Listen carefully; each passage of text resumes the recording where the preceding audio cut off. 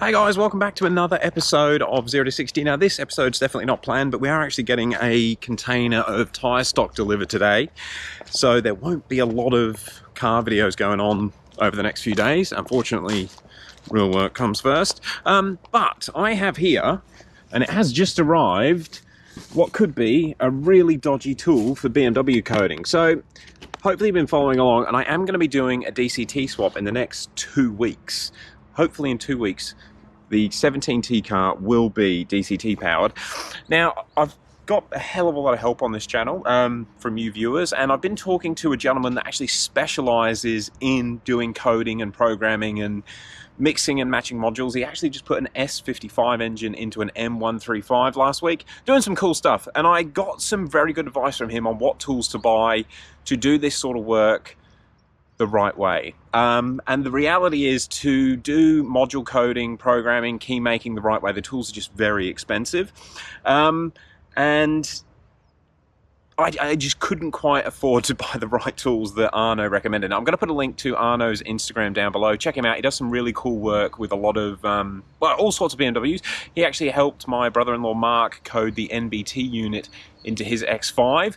We've still got to do another video on that because some finishing touches, but Arno's the genius that got it all working. Anyway, I ended up buying VVDI's BimTool. Now, if you do some research on this tool, everyone says it's crap, so it's probably going to brick modules. Now, talking to Arno, there's quite a few different versions of cheaper tools like this, and they range between sort of $700 US to about $1,100 US.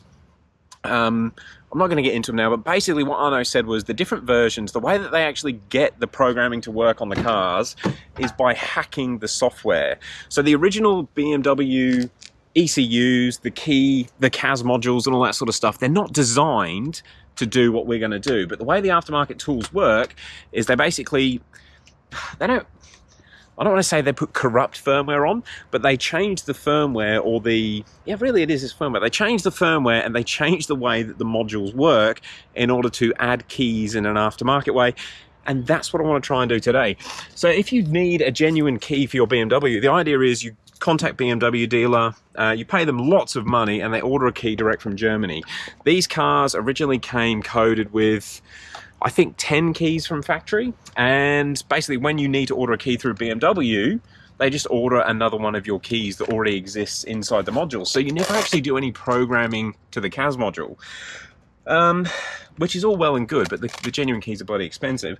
So what I wanted to try and do today is add a key to my car. Now, when I actually got this car, I only come with one key, and that key stopped working after a little while. So the main key I use is an aftermarket key. This key is a year old. Just something to keep in mind with the Chinese keys. But a locksmith come and did it. He used an Autel tool, and it took him about 20 minutes.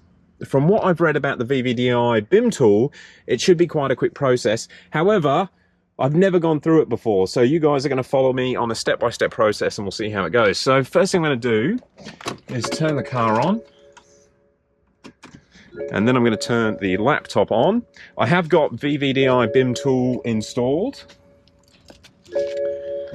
Oh my god, is the laptop broken? That would be just my luck. So we'll connect the BimTool to the car. I've never connected BimTool to this car, although I did connect it to the E93 parts car the other day, just to make sure we could read ISNs, which is going to be the big thing I need to do for the DCT swap, and the main reason I spent what has turned out to be about 1,800 Australian dollars to have this tool working. Sorry for the terrible camera angles. I need more hands. Okay, so when you connect BimTool up, it does this booting thing, and what we're going to do, okay, the laptop has registered it. So from what I've read, and unfortunately with all these Chinese tools, the documentation is pretty poor, but I'm just going to read the CAS information from the car, and we'll just make sure that we can actually do anything with it. I do know that when the locksmith did the key for this car a few years ago, or 18 months ago, whenever it was, he did say that my CAS is the CAS 3++, and he was concerned about having to hack it based on which firmware version's on there. Okay, that's interesting. Right, what we're going to do, we're going to go to CAS Key Learn,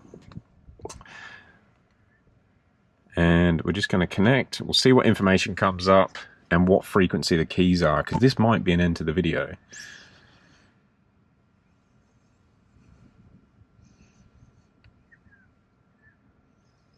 CAS 3, current key in ignition is key 1. Can we get key info? Yes. Okay, CAS remote control frequency is 315 megahertz. That's good because they are the frequency that I ordered these keys. Key in ignition is key 6. So when the locksmith did it a few years ago, he programmed the current key to key 6. And the reason I wanted to do this, my car has comfort access, but the locksmith key that I got made doesn't actually work. So the dealer key should be taken away from the ignition. If keyless, please move it out of car. Okay. It's not keyless because keyless doesn't work. So we can take it out of the ignition. We click OK. And what I'm hoping, it's now going to give me all of the key data. Disable security error. Okay. I better do some reading. I think what that means is my CAS 3++ is actually locked. Okay, 2 seconds. Okay, so I went through and I've actually backed up my CAS. I do that through this window, and then I just did exactly the same procedure again, and now it works. So we're going to go through and keep doing this process. So please use save key info to save the original key information, which we will do. And basically that's going to back up all of this information here. So if I do cock it up, I can upload it to another CAS. And it is E92-335. Cool. Okay, so that's backed up. Now what I want to do is prepare a dealer key, which is going to be my new key here from China. These were cheap, like I want to say $30 delivered. I'm going to prepare a dealer key and see if I can code it and get comfort access working. So key goes in there.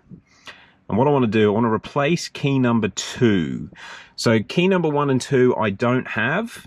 So I'm going to replace them. God, this car's got 6 keys programmed to it. Interesting. Interesting. You know, I'm going to code it to number 1. Bugger it. Okay, prepare dealer key with programmer. So, CAS data is encrypted. Support make dealer key for it. Once failed, please contact the dealer. That means it's probably not going to work. Please put new key in programmer. That is done. Is the new key keyless? Yes.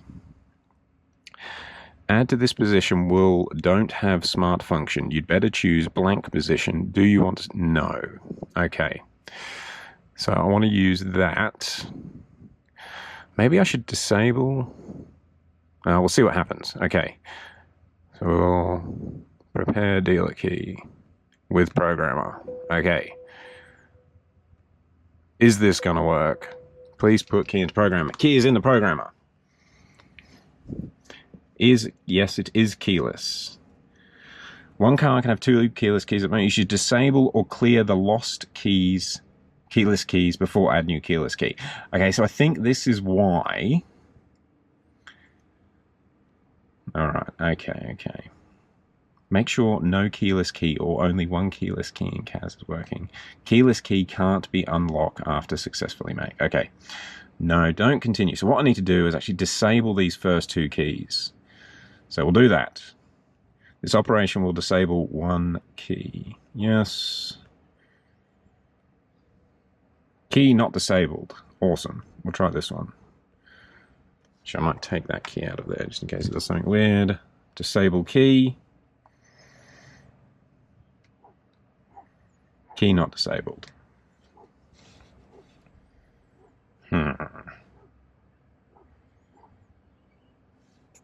Okay, so hopefully this is going to work all right, but all I had to do to get the key to disable was actually just have it a key in the ignition. So I've now disabled key number 2. I will now disable key number 1. If it works. Key disabled. All right. So now I want to put a key into key number 7, which is going to be my new comfort access key if this thing works. You can tell we're learning as we're going here. This is another issue with a lot of the Chinese tools. There's not clear instructions. So we're just going to see how this goes. Right, we're going to prepare dealer key with programmer. Please get key info first, then make dealer key. Oh, okay, right. Get key info. Add key. You should insert a working key into the ignition. Okay, next. So let's shut the car up.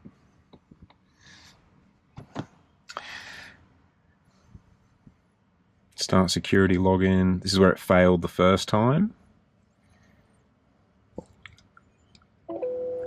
The dealer key should be taken away from ignition. So we take that away. I'll take this one out of the car for now. Click OK. And start security login. Now reading key info, reading data success. Please save key info. Right, we're going to save the key info again. Who knows what's going on? It's now locked the steering lock. Number 2. Okay, now I want to prepare dealer key with programmer for slot number 7. Okay, CAS data is encrypted. Support mate dealer key for it once failed. Oh god, this just sounds horrific. Please put new key into programmer. We are in. If have new key, yes, it is keyless. Yes, please make sure keyless cannot be unlocked after successfully make. Continue. Okay.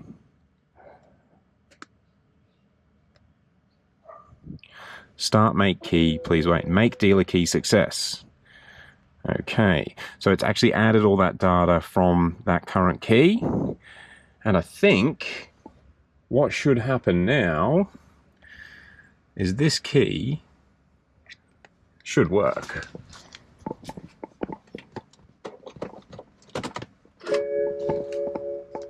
I'd say that's worked.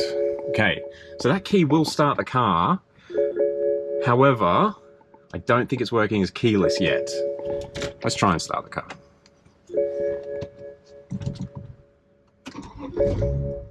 Okay, those errors are normal. Right, let me see if I can make it keyless.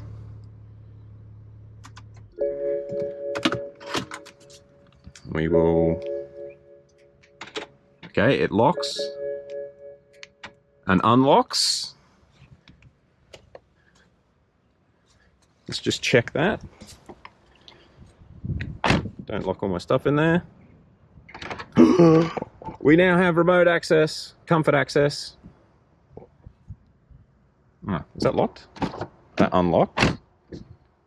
So we should lock. That locked. Put the key over here. Can't get in. Pick the key up. And it works. So, with the key here, I've got comfort access again. Although we've got that error. I need to work out what that is. I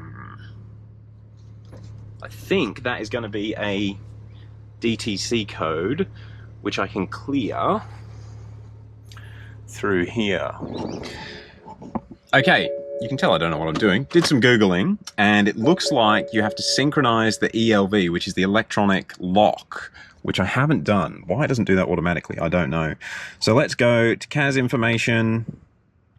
The JB4 is still disconnected, or disabled, I should say. We are connected, and we're going to synchronize the CAS module to the ELV. Synchronize between CAS and ELV. Synchronization not possible. Sweet. What I might do is try it with the ignition on. So key in, ignition on. Just try again. It's like some features the car needs to have the ignition on, some doesn't. Synchronization completed. Okay, so does that mean key out? I'm going to shut the door because it's like I'm actually in the vehicle. Got my keyless key, starter up. Oh, gotta push the brake. And I think the error is gone. It has. We have a king having a poo. glamorous, these videos. Right, so not having a clue what I'm doing. I did do some reading, but it's all very vague, and I kind of feel, and I completely appreciate a lot of the locksmiths don't share this information, but I have managed to program a keyless key. We have no key in the ignition using BimTool. So BimTool sort of works. Now, something I think I touched on at the start of this video. Sorry if it's a bit all over the place, because this is the first time I've done it, so I'm sort of thinking about what I'm doing and what problems I'm going to have. Arno, the guy that I've linked to his Instagram at the bottom, he basically said the way that these modules code and program these modules, they hack them. And because they're putting dodgy firmware on, if you have any issues when that firmware transfer is taking place, you will brick a module. One thing I took away from all the talkings I had with Arno was the VVDI bricks are generally easier to fix than the other cheaper tools. And that's why I've gone with the VVDI. And I have bought this under the complete assumption that when I brick a module, I'm going to have to buy the more expensive tools to unbrick them or send my stuff to Arno in the Netherlands. But look, I think we're going to be able to do the DCT swap. I'm pretty stoked I managed to code a key. I have actually also bought a blade cutting tool, which I'll make another separate video on, seeing if we can actually get one of these blades to work as well. But there we go. I've used BimTool. I've got another spare key for my car, which is awesome. It only costs about $1,800 to do that. Yeah, anyway, guys, if you're in Queensland and you need a key made, hit me up on the email. All right, we'll leave it there. Thank you very much. We'll catch you on the next one. Peace. And just when you think you've gotten rid of all the warning lights, you get a low oil light.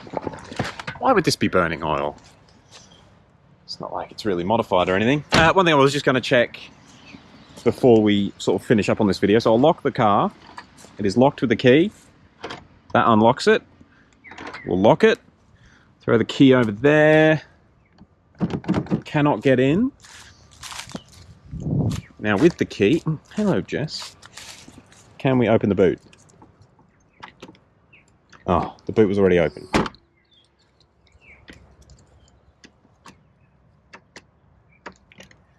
No, so keyless doesn't work on the boot. Then my boot just doesn't work. Who knows? Okay. I thought keyless was supposed to work on the boots. Who knows? Car's still locked. Unlocked. Good to go. Guys, it worked. All right, end it off there. Sorry for the atrocious filming on this. I was trying to do it all in a bit of a rush. I was genuinely worried about bricking modules and that sort of stuff. Anyway, thanks for watching. Peace.